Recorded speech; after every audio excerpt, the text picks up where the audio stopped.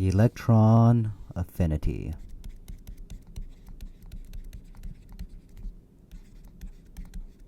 Now, what is electron affinity? Simply put, it's the energy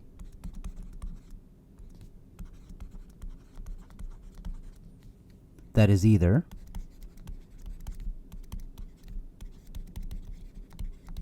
absorbed or released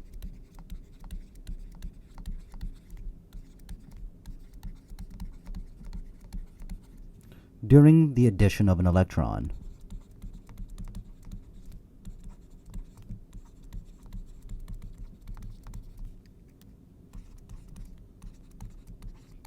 All right, this stands for electron. I'm going to add more onto this note a little bit later. Let's just go straight into an example. Before I do that, I do want to show you this little periodic table I kind of drew here. Again, you can see the transition metals here are kind of removed. Again, we don't really need to know that. We just want to get the gist of it, the main concept here. So you can obviously see that we have hydrogen up here on our periodic table. Below that, we have lithium. After that, we have beryllium. We skip those transition metals from groups 3 to 12, and then we go straight on to the boron. Then we have the carbon, then the nitrogen, oxygen, fluorine, and then the neon, and we have our helium. All right, there are a few values here that I want you to know. There is a value here of negative 1.2, technically negative 1.21. I'll explain what this means shortly. The lithium here is negative 9.99. Then we have our beryllium here. We are just going to say it as unstable.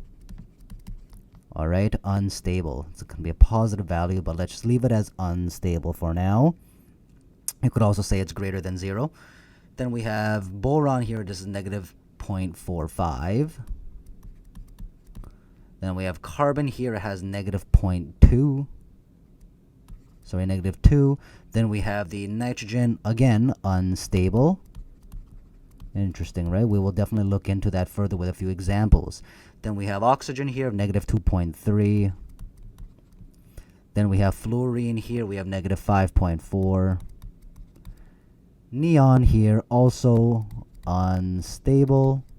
And helium here, also unstable. Okay, let's look at a few examples of why these values here are the way that they are. Let's look at beryllium. Again, we're not doing Bohr diagrams anymore. We're doing the aufbau. So we have, let's say, 1s over here. We have 2s over here. Again, if you have no idea what these means, please see the previous video on the atomic radii and the ionic radii and the ionization energies. All right, beryllium, 4 protons, that means 4 electrons, so let's draw them out. Positive and negative spins. All right, you notice how they are maxed out here on the last subshell. It is quite stable. Let's look at something similar with neon. 1s, 2s, then we got to get our 2p's. And I think we're good there. All right, neon, again, needs to be filled up as so. Up, down, up, down. All right, there we go. So we've drawn this out. As you can see, both are extremely stable. Beryllium has 2 on this shell. These 2 fill up their according subshells as well. So there is no need for an addition or a release of an electron. This is what it means by being unstable, because when an electron is added to either of these, it's going to create a certain value. The values that you see here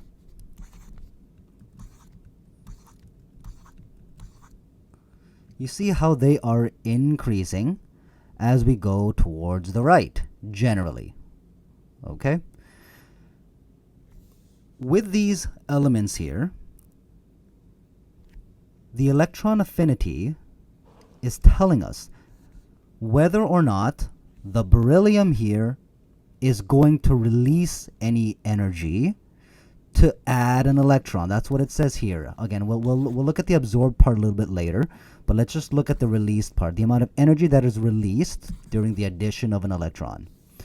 If this beryllium here is given an opportunity. Let's have this person over here, okay? And this person, let's say it's the businessman, is wanting to give an electron to beryllium. Beryllium obviously doesn't want it. Same thing for this neon. This person, let's say, offering an electron to the neon. The neon doesn't want it. It doesn't want to get rid of one either, which is more so the ionization energy in the previous video. But for this case, let's just say it's wanting to take an electron, right? Because electron affinity is about the addition of it. If it wants to take the electron, it's going to have to give up energy.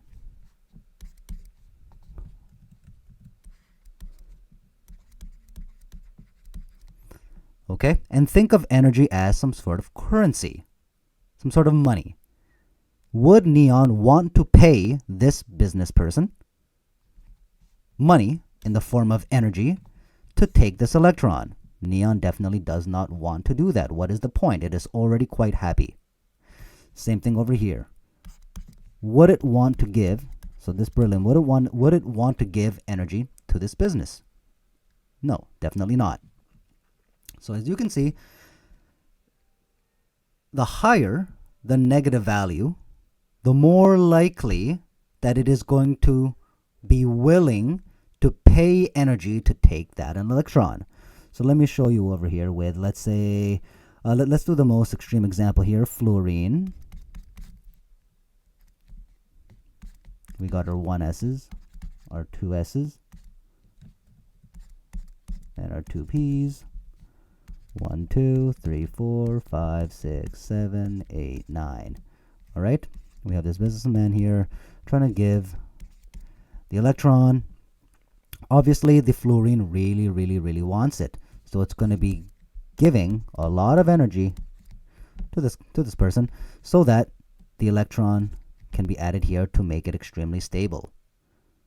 All right, so a very important point that we need to envision here is the larger amount of energy released when an electron is added means that it is going to be stable. So maybe I'll write this here.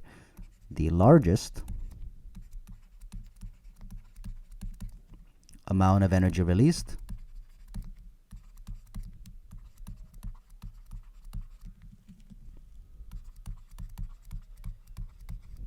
when an electron is added means it is stable.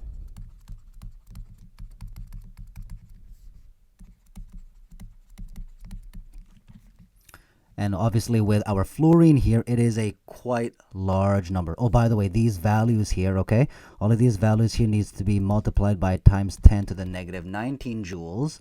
Okay, that's just unit for energy. All right. So the electron affinity for fluorine would be extremely high because it is willing to give up a lot of energy. Hence, the value here is larger.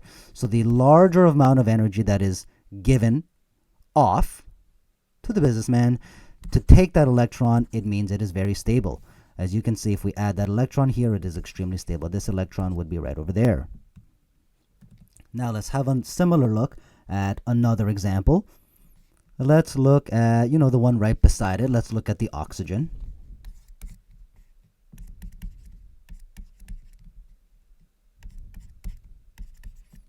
One, 2, 3, 4, 5, 6, 5, 6, 7, 8. Okay. Now, if we want to be giving an electron to oxygen, it would definitely want to take it. Because once it gets that electron,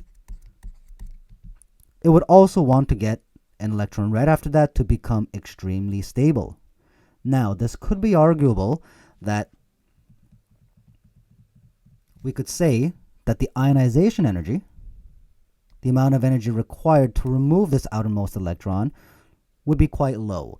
So maybe that would be an aspect that we would actually use for the oxygen. Just get rid of this one, you get rid of that, what do you end up having? Now you have not necessarily a full shell that's all occupied, but at least one in each, which is still quite stable. Not extremely stable, but quite stable. But again, we're dealing with electron affinity right now. So it would still want to take an electron, because right after that, it would get another electron, and it would be extremely stable after that. And we know that oxygen has a -2 charge.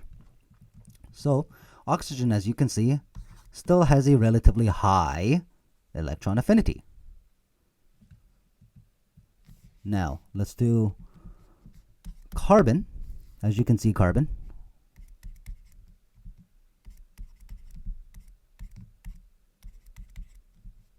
One, 2, 3, 4, 5, 6.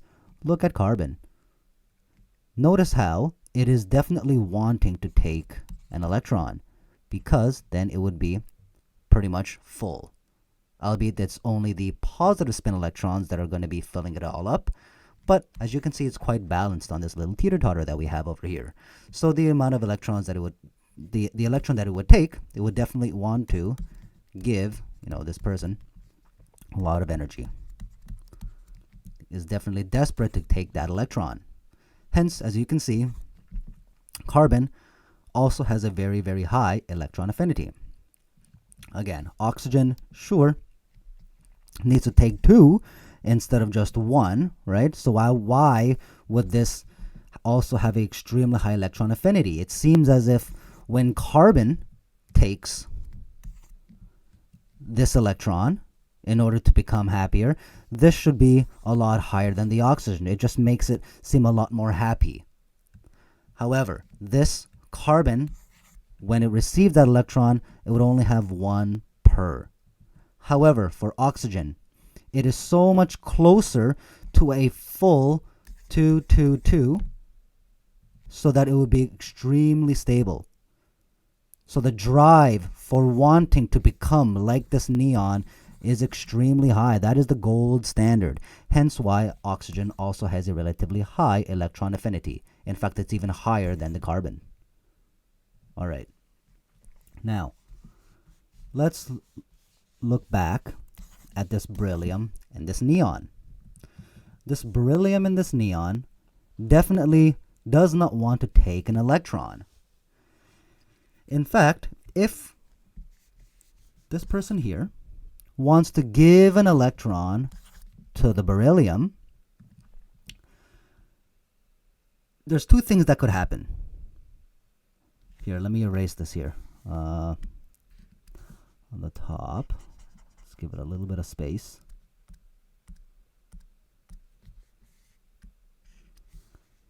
Okay, so let's add the person over here. Okay, let's say it's giving that electron, all right, over to beryllium.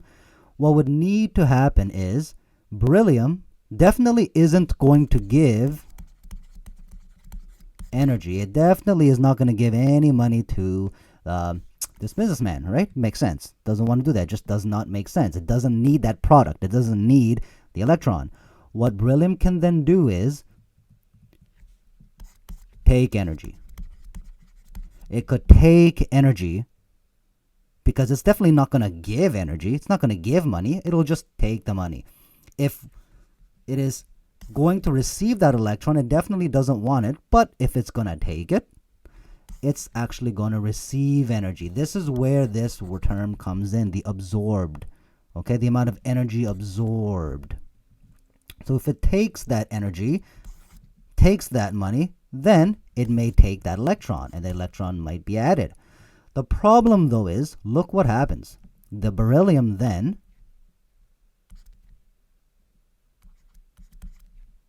if it takes that electron, so this electron here is that electron, if it takes that electron, it is going to be more taxing on it. Remember, they are lazy, just like human beings. So does not want that extra subshell in that 2p orbital. Definitely does not want that. So instead of that, what it would actually do is it would take that energy, okay? But rather than take this electron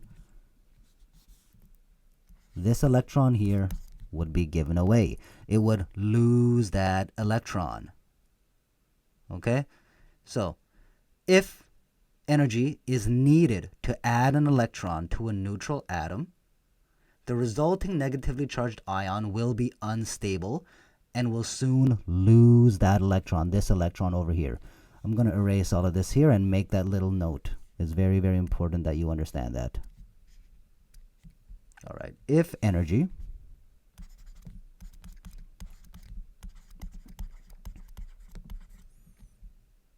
is needed to add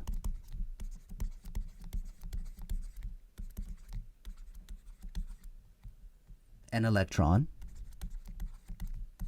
to a neutral atom,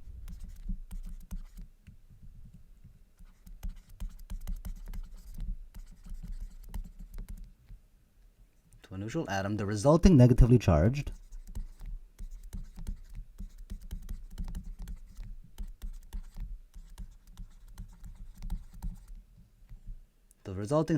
charged ion will be unstable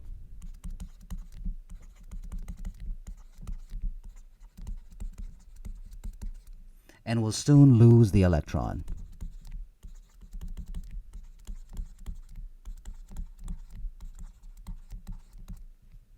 Okay? Now, if it releases the amount of energy, then of course the opposite is going to happen, right?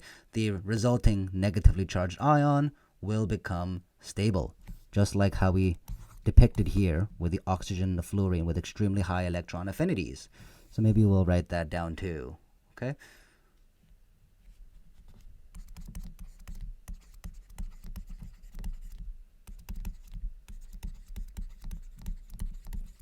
If energy is released when an electron is added,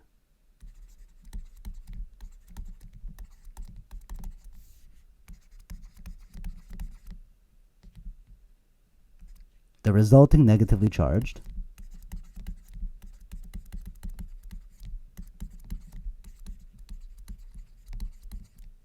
ion will be stable.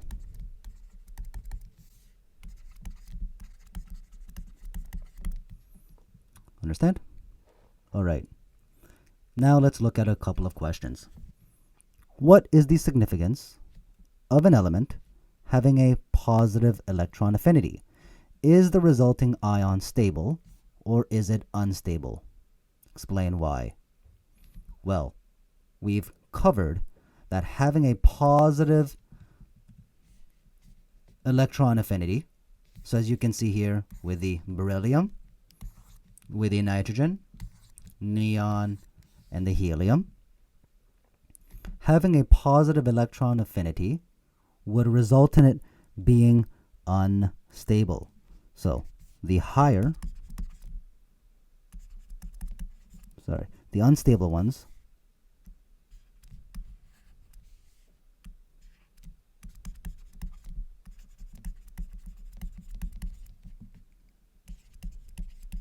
have a positive electron affinity.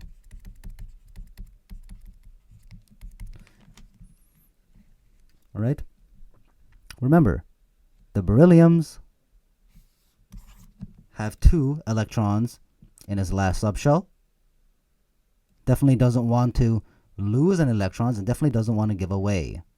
But if it's being forced to take that electron, or it's going to take the amount of energy, it's going to absorb the amount of energy, then it's going to release that electron. It wants to get rid of it immediately. Same thing with this neon and same thing with this helium. It would want to get rid of it immediately. So definitely the unstable ones have a positive electron affinity.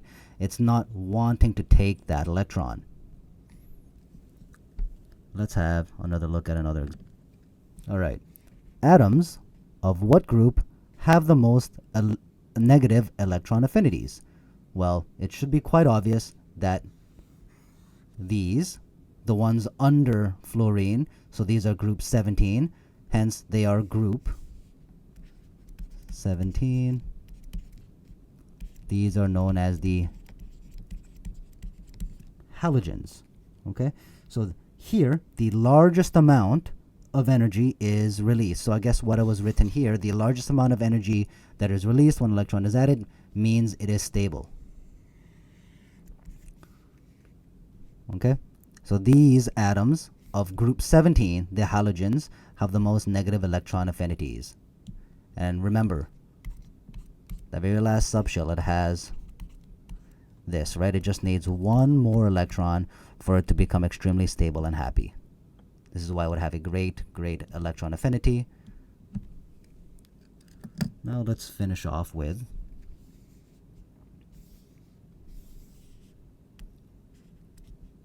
one more question that I want you to all try. All right. A negative value of electron affinity indicates that when an electron is added to the neutral atom, A, is the resulting ion unstable? B, the resulting ion positively charged? C, the original atom was unstable? D, the resulting ion is stable? Or E, the original atom was missing an electron? So let's break this down.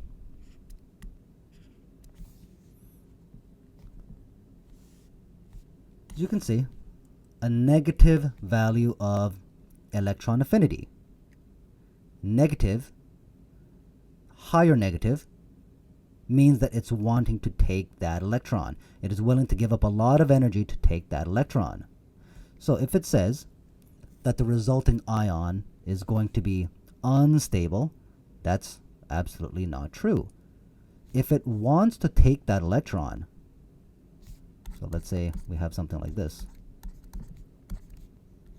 okay, and it wants to take that electron, remember, the higher the value this one would be, right? It's a very high, not even just high, it's very, very high electron affinity.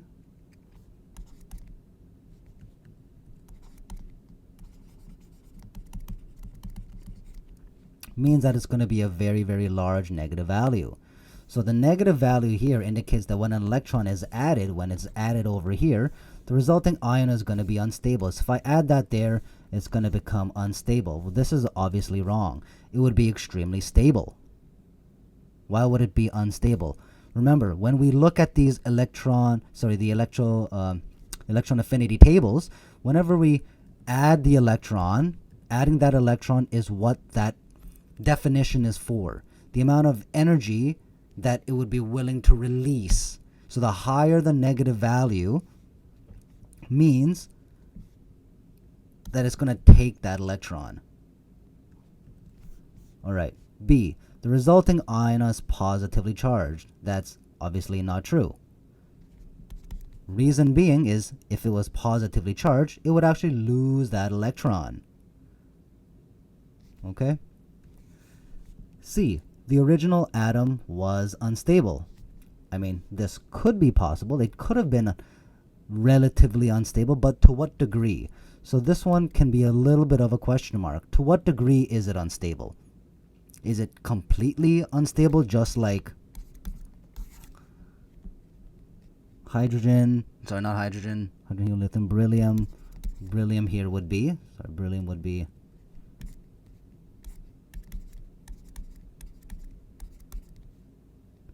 in regards to that being unstable, because right now this looks stable. When it says that it is unstable in the periodic table rule for being it's unstable, it means if it receives that electron, then it would result in it being unstable, hence why it is a positive value.